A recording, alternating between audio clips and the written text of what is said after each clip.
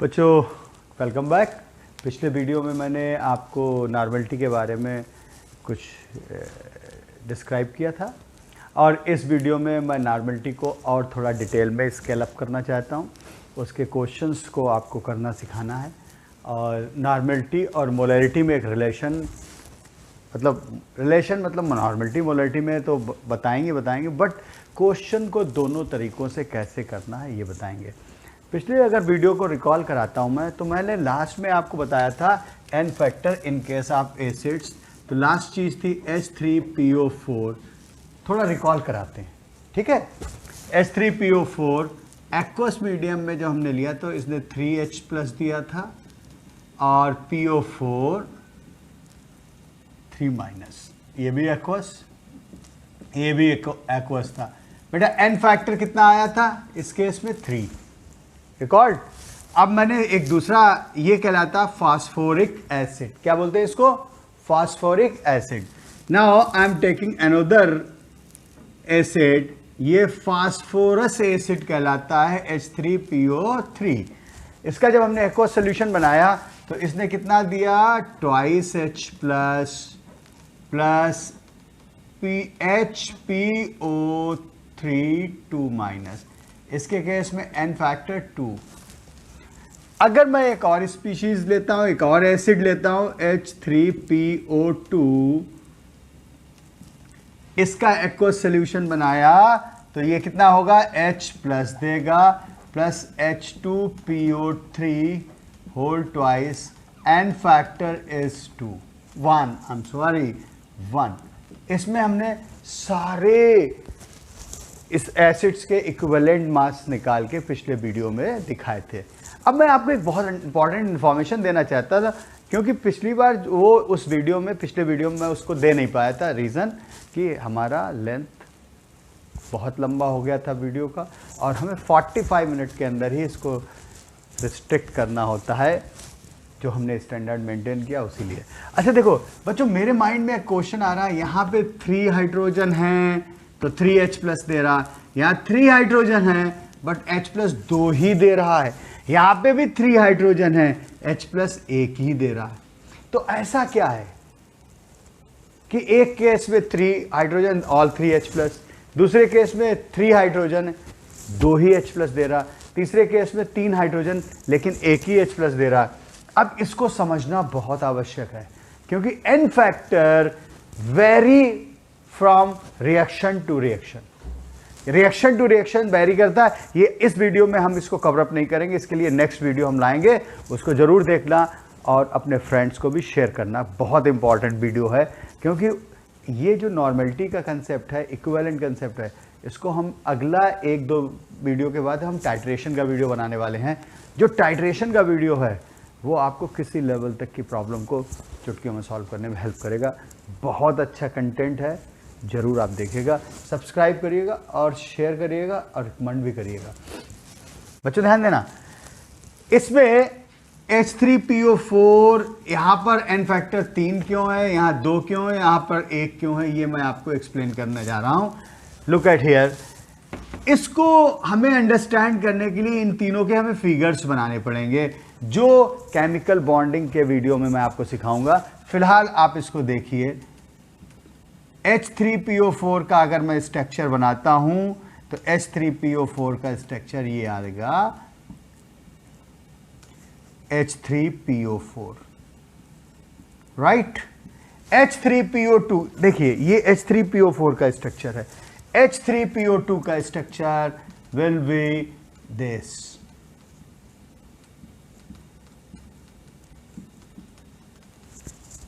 H3PO3 का structure ये आया। H3PO2 का स्ट्रक्चर बेटा ये होगा। If you look the structure of all these 3 molecules, this is what H3PO2। तो आपको इन तीनों स्ट्रक्चर से एक बात बिल्कुल क्लियर दिख रही है, यहां पे तीनों हाइड्रोजन ऑक्सीजन के साथ बाइंडेड हैं। If you look at here, all 3 hydrogens are binded with oxygen। यहां पे H3PO3 में 2 ही हाइड्रोजन ऑक्सीजन के साथ बाइंडेड हैं। और इन केस ऑफ H3PO2, अगर H3PO2 की बात करेंगे तो केवल एक हाइड्रोजन ऑक्सीजन के साथ बाइंडेड है, एक हाइड्रोजन ऑक्सीजन के साथ बाइंडेड है। आर्हेनियस ने एक थ्योरी दी जो हम आपको आयनिक वाले वीडियो में बताएंगे, बट यहां पे उसको ब्रीफ कर देते हैं। आर्हेनियस ने बताया acidic hydrogens are those hydrogen, फिर से मेरी बात को ध्यान से सुनना, acidic hydrogens are those hydrogens, क्या बोला मैंने, acidic hydrogens are those hydrogens which are either attached to the oxygen, either attached to oxygen or sulphur or halogen. अगर इन तीनों एटम्स के अलावा किसी और एटम्स के अगर हाइड्रोजन अटैच है तो वो एसिडिक हाइड्रोजन नहीं है। ऑलवेज कीप इन माइंड, अगर एसिडिक हाइड्रोजन होगा तो वो या तो ऑक्सीजन से अटैच होगा या सल्फर से अटैच होगा या हैलोजन। एसिडिक हाइड्रोजन, हैलोजन्स में बेटा क्या क्या आता है, chlorine, fluorine, chlorine, bromine, iodine, these are halogens. Oxygen से अटैच होगा, सल्फर से अटैच होगा, अगर हाइड्रोजन ऑक्सीजन से अटैच, हाइड्रोजन सल्फर से अटैच, हाइड्रोजन इनमें से किसी भी स्पीशीज से अटैच है तो वो acidic hydrogen. Except these atoms, अगर हाइड्रोजन किसी और से अटैच है तो वो एसिडिक हाइड्रोजन नहीं है। तो बेटा यहां पर अगर आप देखते हैं, if you look at this first figure, first molecule की पिक्चर को देखते हैं तो यहां पे ये हाइड्रोजन किससे, ऑक्सीजन से अटैच है, ये हाइड्रोजन ऑक्सीजन से अटैच है, ये हाइड्रोजन ऑक्सीजन से अटैच, तो ये तीनों हाइड्रोजन एसिडिक हाइड्रोजन्स हैं, एसिडिक हाइड्रोजन। कैसे हाइड्रोजन्स हैं, एसिडिक हाइड्रोजन्स हैं, और एसिडिक हाइड्रोजन्स हैं तो जैसे आप एक्वस सॉल्यूशन बनाओगे all three hydrogens will be separated, all three hydrogens are separated N factor is 3। If you look in second, phosphorus acid, here only 2 hydrogens are attached to the oxygen. In this figure, in this structure, if you look the structure of H3PO3, H3PO3 बोले तो phosphorus acid, तो only 2 hydrogens are attached to the oxygen. Third hydrogen is not attached to the oxygen. It is attached to phosphorus atom. तो ये hydrogen acidic hydrogen नहीं है। ऐसे अगर H3PO2 में देखो only 1 hydrogen attached to the oxygen atom, rest 2 hydrogens are not attached to oxygen atom, therefore these hydrogens are non acidic, this hydrogen is non acidic hydrogen. तो यहां पे 2 hydrogen acidic हैं तो एन फैक्टर इज 2, यहां पे 1 hydrogen acidic है, N factor is 1। समझा नहीं समझा, समझा, yes. So how many hydrogens are attached here? 3. N factor is 3. How many hydrogen attached here? 2. N factor is 2. How many hydrogen attached here with the oxygen? 1. N factor is 1. अब एक मेरे mind में question आया, मेरी बुद्धि चकरा गई। क्या चकराई? कि जो हाइड्रोजन ऑक्सीजन से अटैच नहीं, फास्फोरस से अटैच है, वो कैसे हाइड्रोजन है? उनका क्या रोल है? बच्चों ये लाख टके की बात है, और ये अगर बात समझ में आ गई, इनऑर्गेनिक आपको रटनी नहीं पड़ेगी।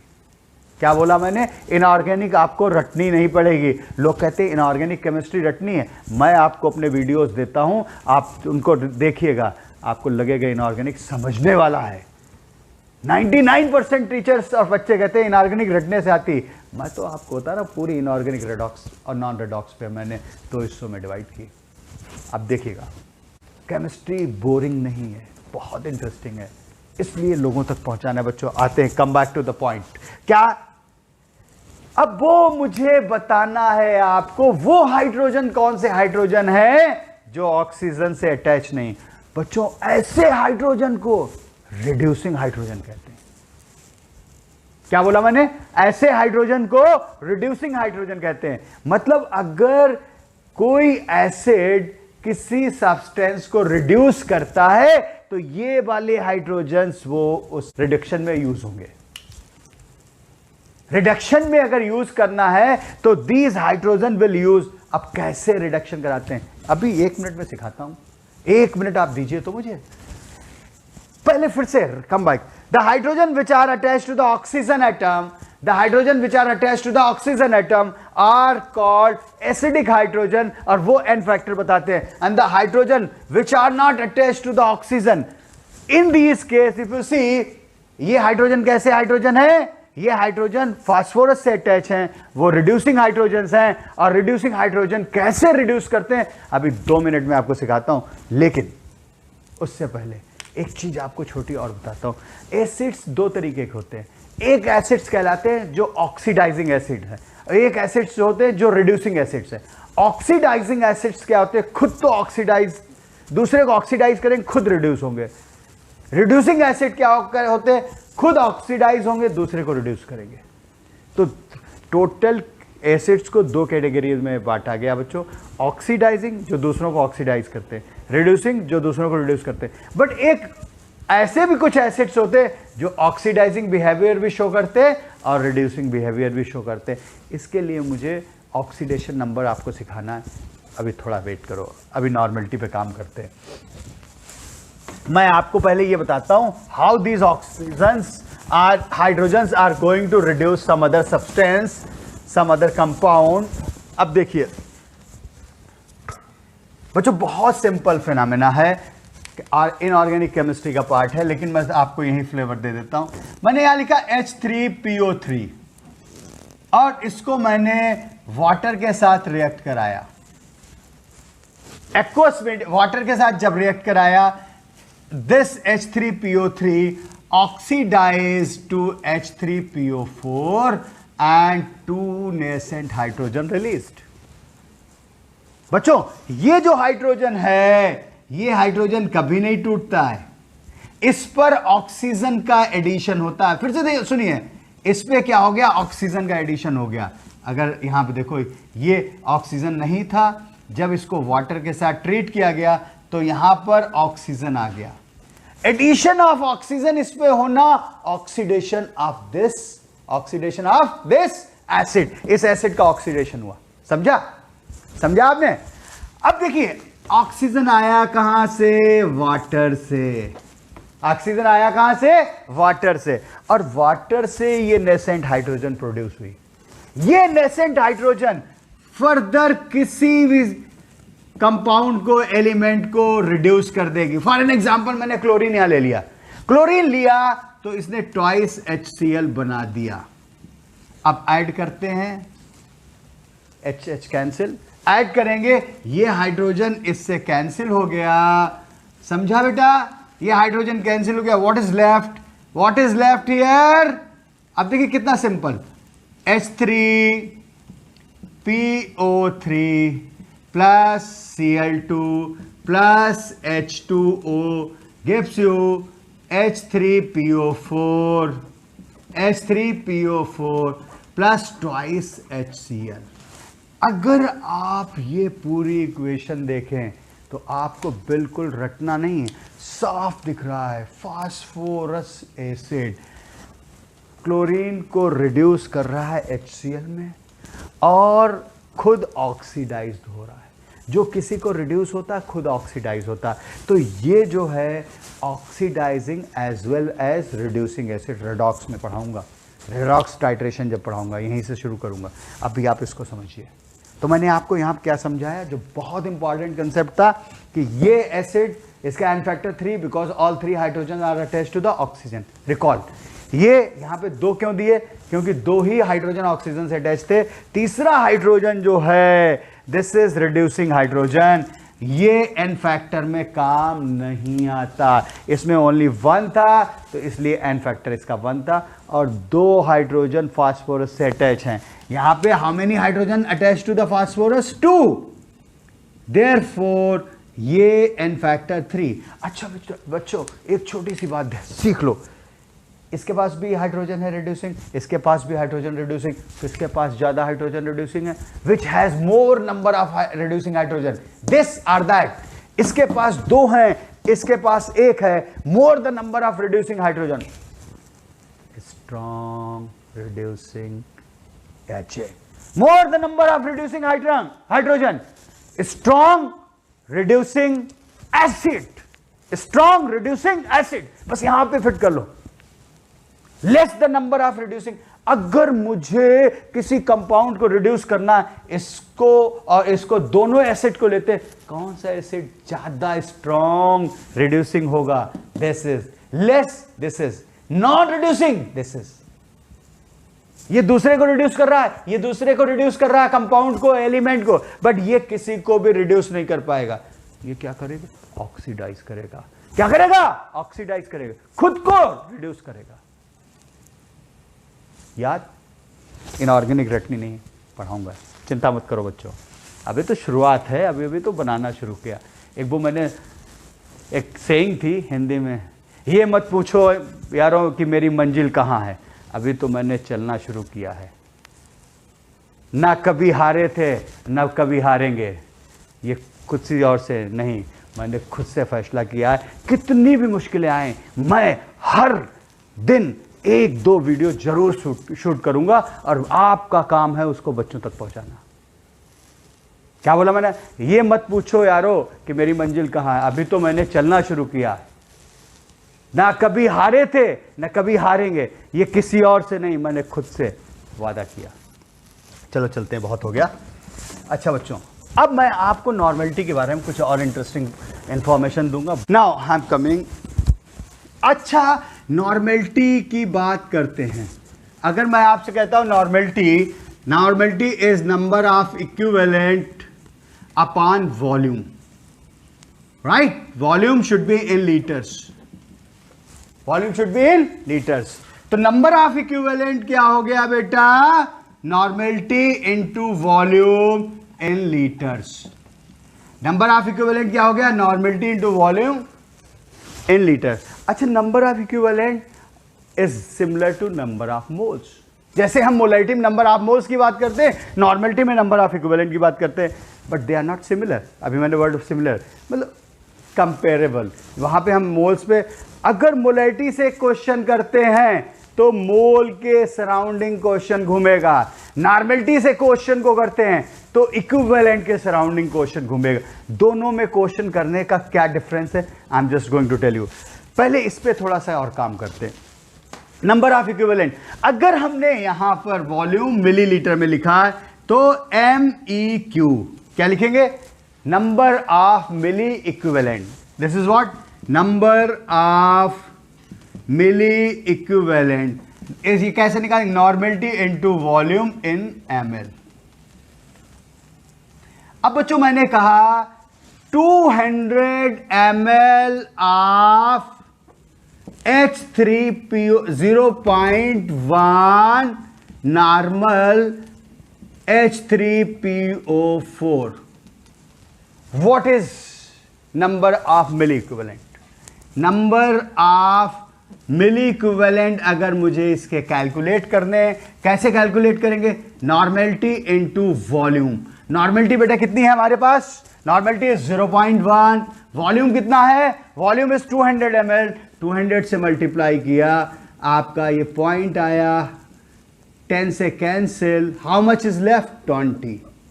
तो 20 milliequivalents of H3PO4 is present here। अभी मिली इक्विवेलेंट मेरे यहाँ भेजे में, बुद्धि में कुछ नहीं समझ में आया, अभी तो बस बोलता जा रहा हूँ, 2 मिनट बाद समझाऊंगा। एक पहले और आपको एक काम करके दिखाता हूँ कि नॉर्मेलिटी है क्या basically.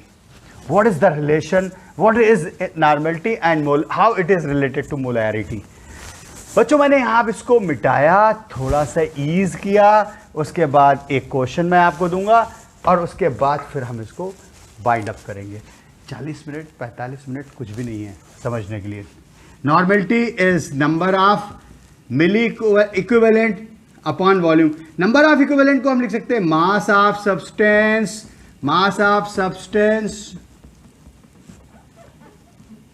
Upon equivalent mass, right? बोलिए। Any number of equivalent is mass of substance upon equivalent mass into 1 upon volume. Volume should be in liter, keeping in mind. अच्छा बच्चों, equivalent क्या, mass क्या होता है? Normality as it is लिखा, mass of substance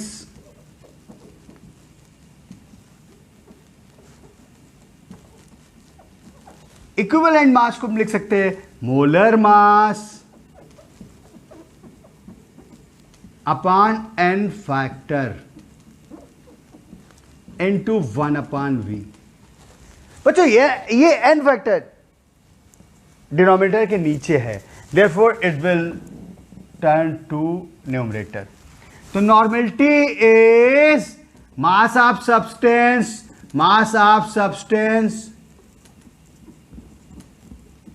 upon molar मास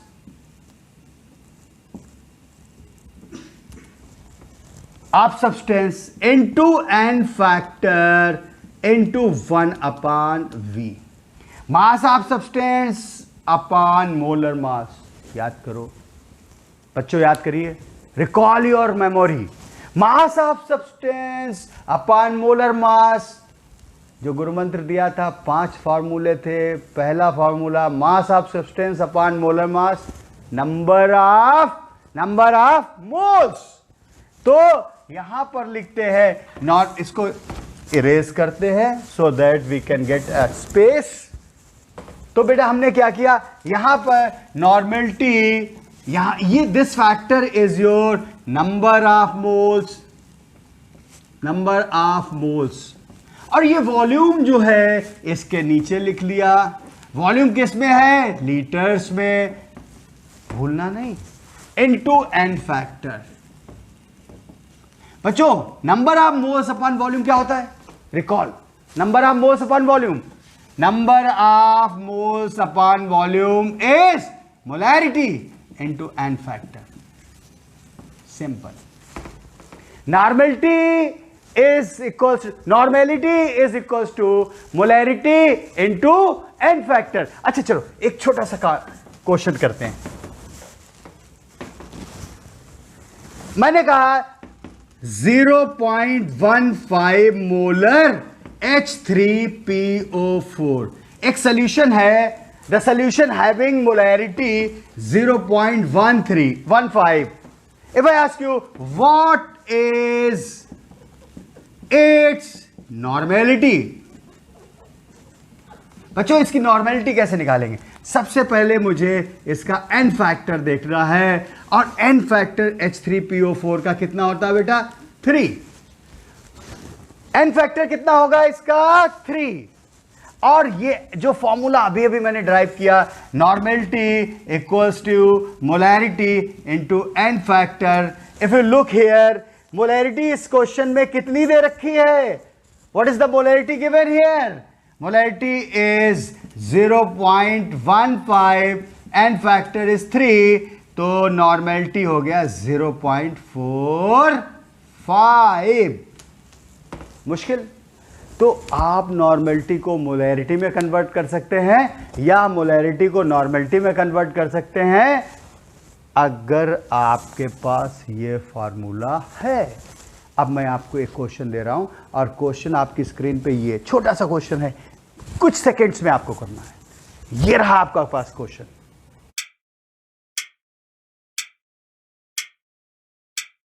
तो बच्चों मैंने जो क्वेश्चन आपको दिया बहुत सिंपल सा क्वेश्चन है, और इस क्वेश्चन को हम लोग करते हैं। इसमें पूछा गया है what is the molarity of 0.3 normal H2SO4। अब देखो वही फॉर्मूला लेते हैं, normality equals to molarity into N factor. तो मोलैरिटी कैसे निकालेंगे, नॉर्मेलिटी बाय एन फैक्टर। बहुत सारी प्रॉब्लम्स इससे हल होने वाली हैं। मोलैरिटी इनटू एन फैक्टर, अगर इस केस को लेते हैं, यहां पे N factor of H2SO4 is 2, तो normality, molarity is normality into N upon N factor is 2, तो 0.15 molar H2SO4। That means 0.3 normal H2SO4 को अगर हम मोलर में एक्सप्रेस करना चाहते हैं 1.5 molar H2SO4। What does it mean कि strength of 0.15 molar H2SO4 is equal to the strength of 0.3 normal H2SO4। एक चीज क्लियर बच्चों? एक चीज मैं आपको और बताता हूं कि नॉर्मेलिटी और मोलैरिटी में तो रिलेशन आपको बता दिया है, बट अब मैं आपको number of equivalent, number of equivalent और नंबर ऑफ मोल्स में एक रिलेशन मैं बताने जा रहा हूं, ध्यान दीजिएगा। Number of moles and number of equivalent में रिलेशन, और वो जो मैं अब बताऊंगा वो आपको बड़े से बड़ा प्रॉब्लम को चुटकियों में सॉल्व करेगा। इसलिए ध्यान देना, मैं इसको इरेज करता हूं। बच्चों ध्यान देना,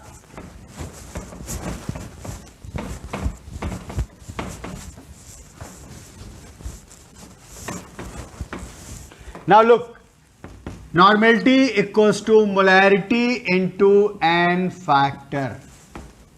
ये फॉर्मूला मैं यहां साइड में लिख लेता हूं, normality equals to molarity into n factor.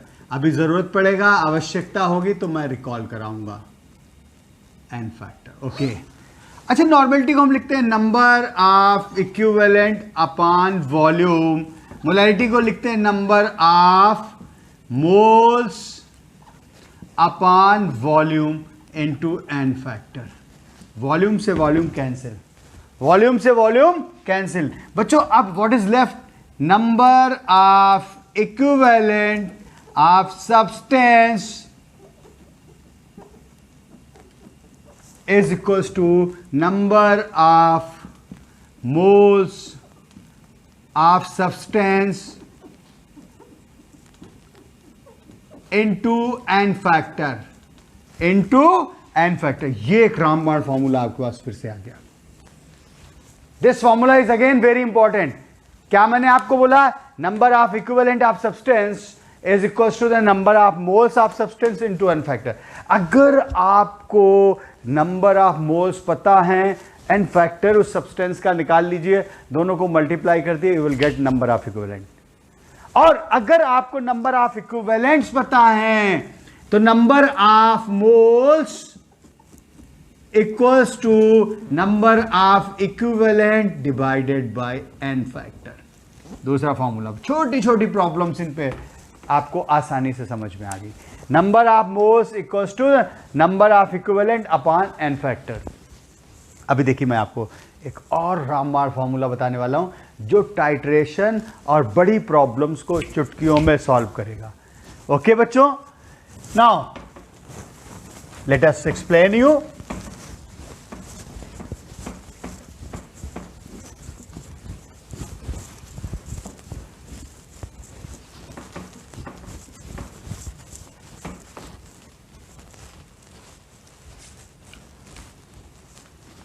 देखिए बच्चों,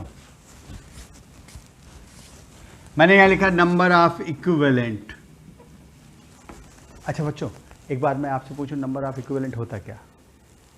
it is equivalent. Number of equivalent क्या होता है? सोचो, मैं 2 मिनट बाद आपको बताऊंगा। नंबर ऑफ मोल्स क्या होते हैं, उससे सोचो, दोनों को कोरिलेट करो तो शायद आपको आंसर मिले, but I will tell you after some time. Number of equivalent is number of moles into n factor। Number of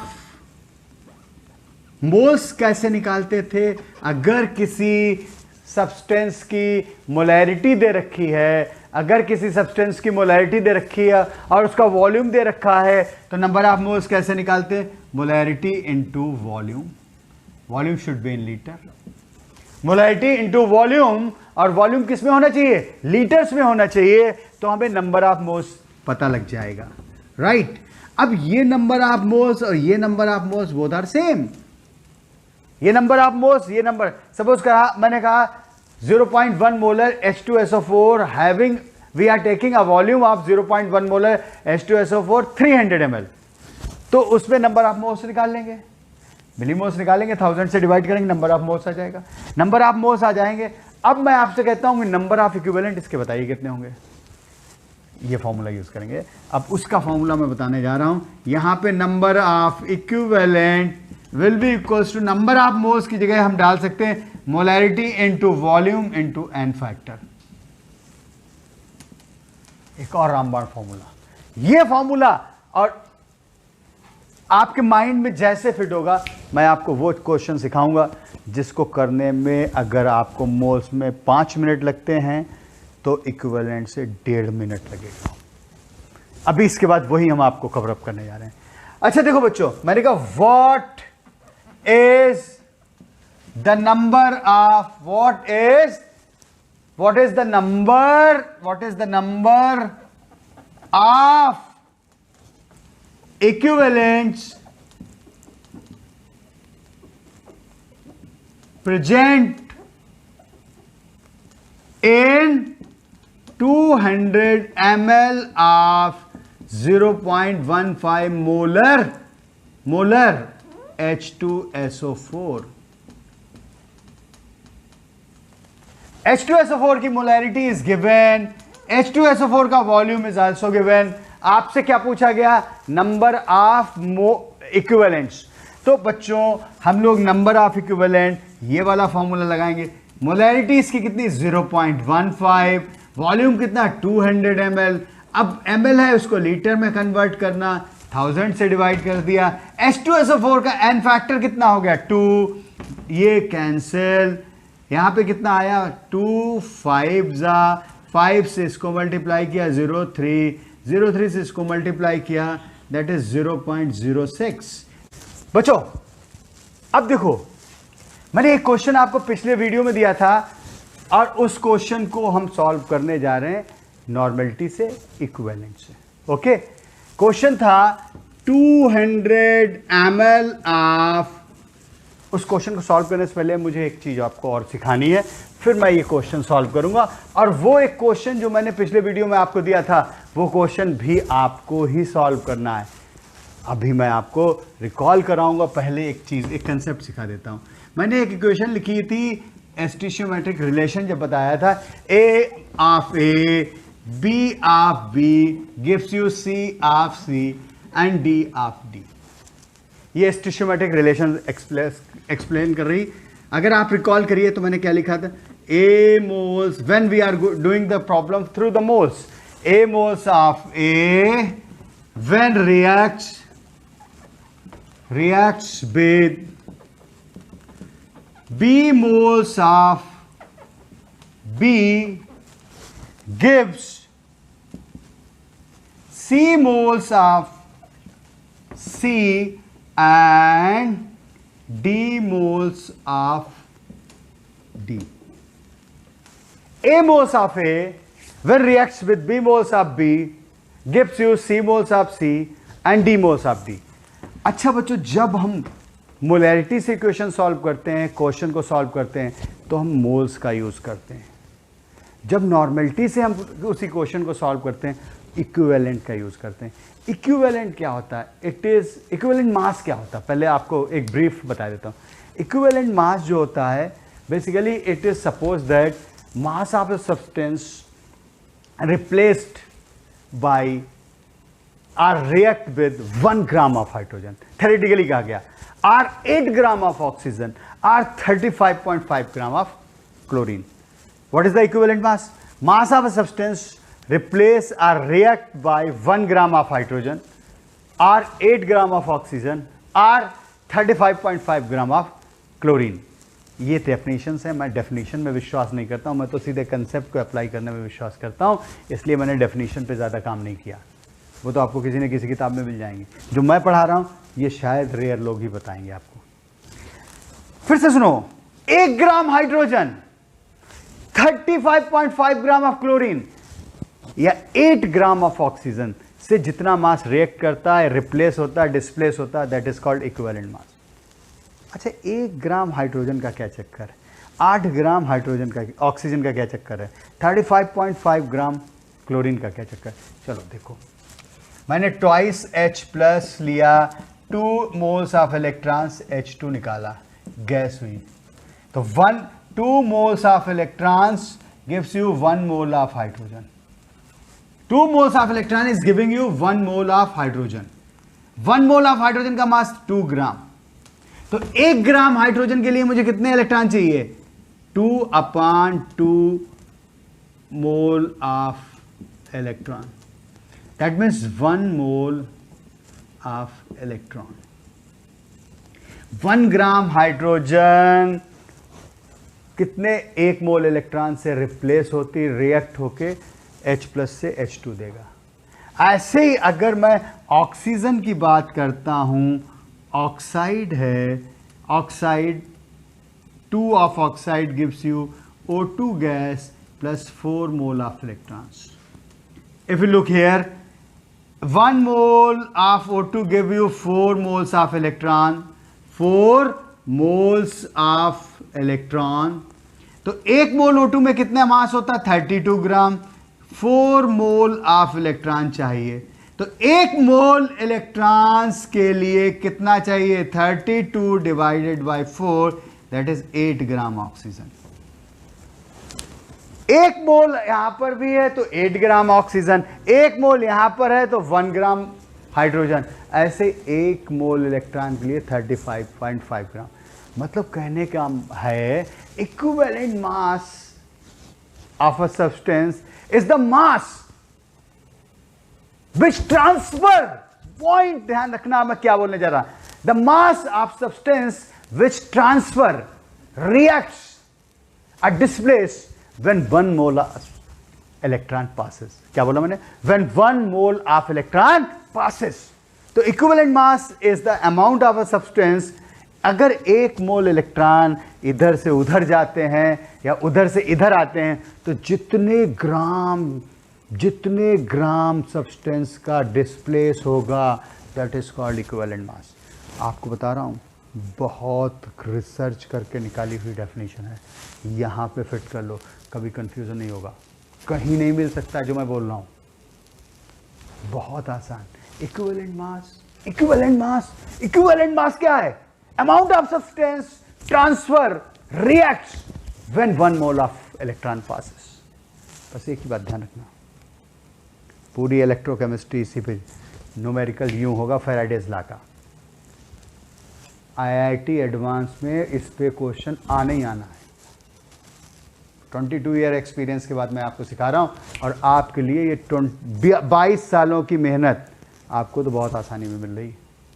मेरी तो खोपड़ी के बाल उड़ गए, पहले थे, मेरे भी अच्छे से बाल थे, आज नहीं है, सारे केमिस्ट्री को दे दिए। तुम्हें एक भी बाल नहीं गिराना पड़ेगा बच्चों।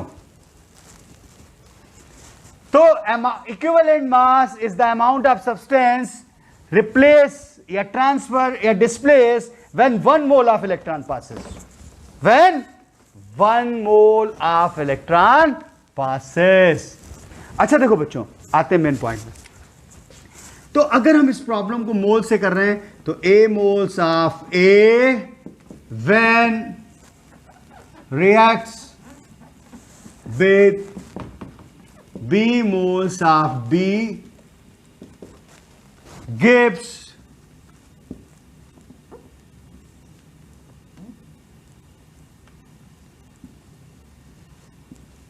C moles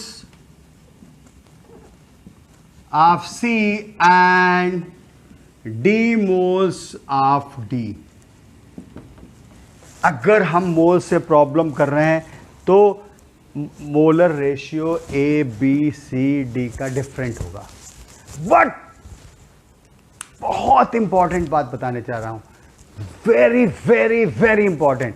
अगर मैं इक्विवेलेंट कंसेप्ट से इस प्रॉब्लम को सॉल्व कर रहा हूं तो equivalent of A when reacts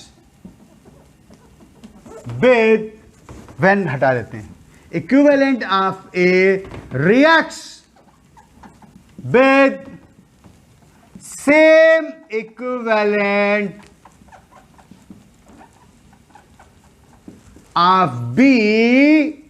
क्या बोला?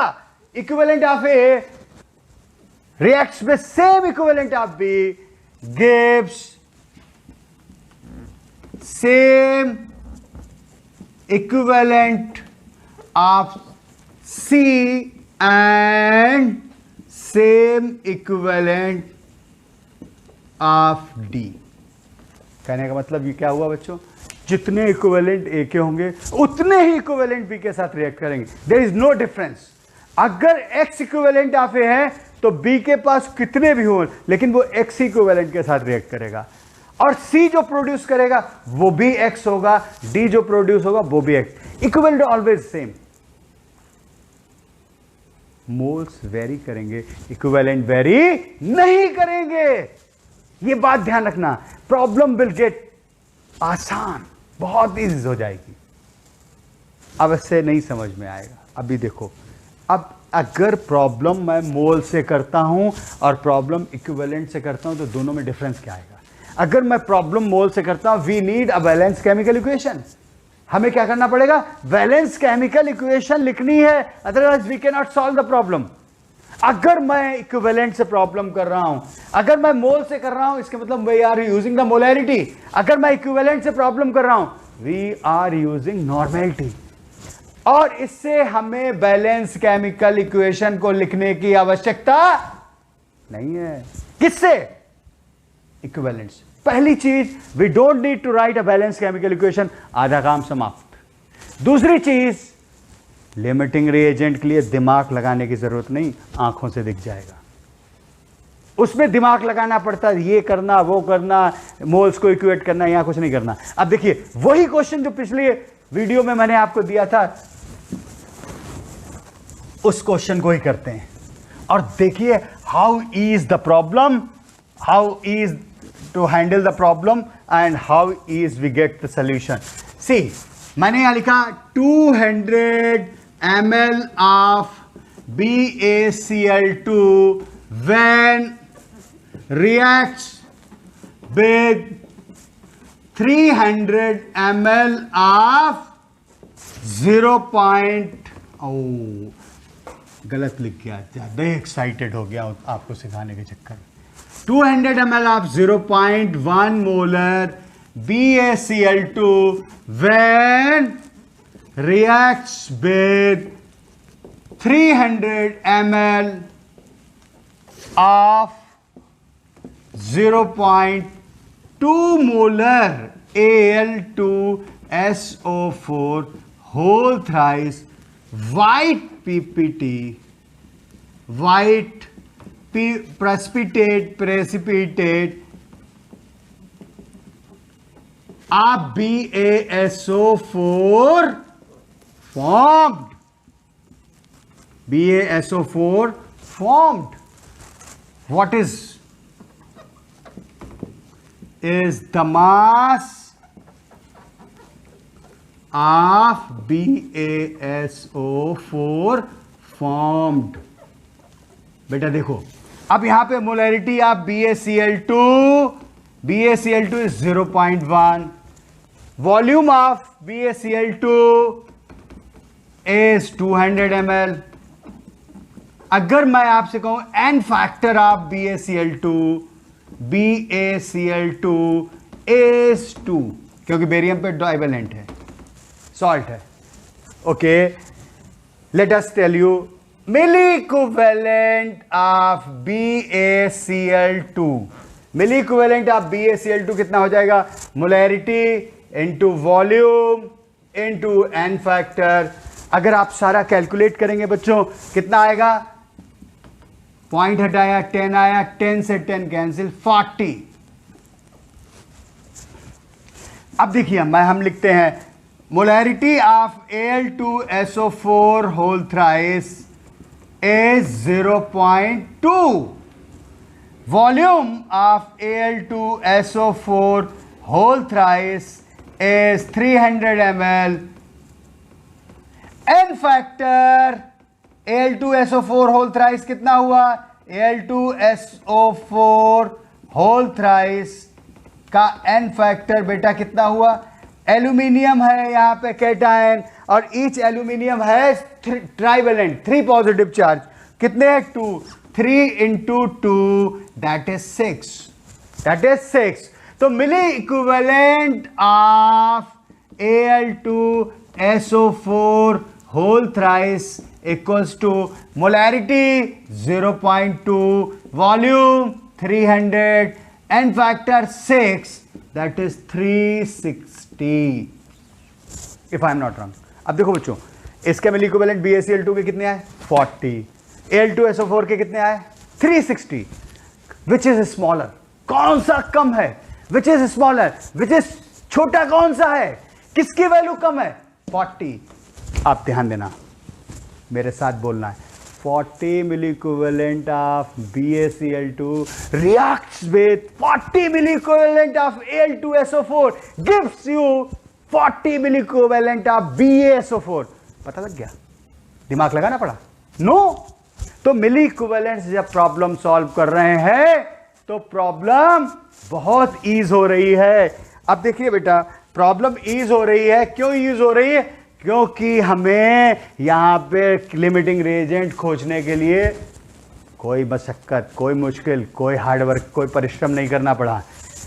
आप ही बताओ, मुझे छोड़ो, आप बताओ कि आप इन दोनों को देख के बता सकते हैं विच इज स्मॉलर. मैं कह रहा हूं तीसरी क्लास का बच्चा बता देगा. 40 बड़ा है या 360? बताओ. अगर कोई कजन रियल छोटा हो, तीसरी दूसरी, वो भी बता देगा 40. वो भी बता देगा which is the limiting reagent.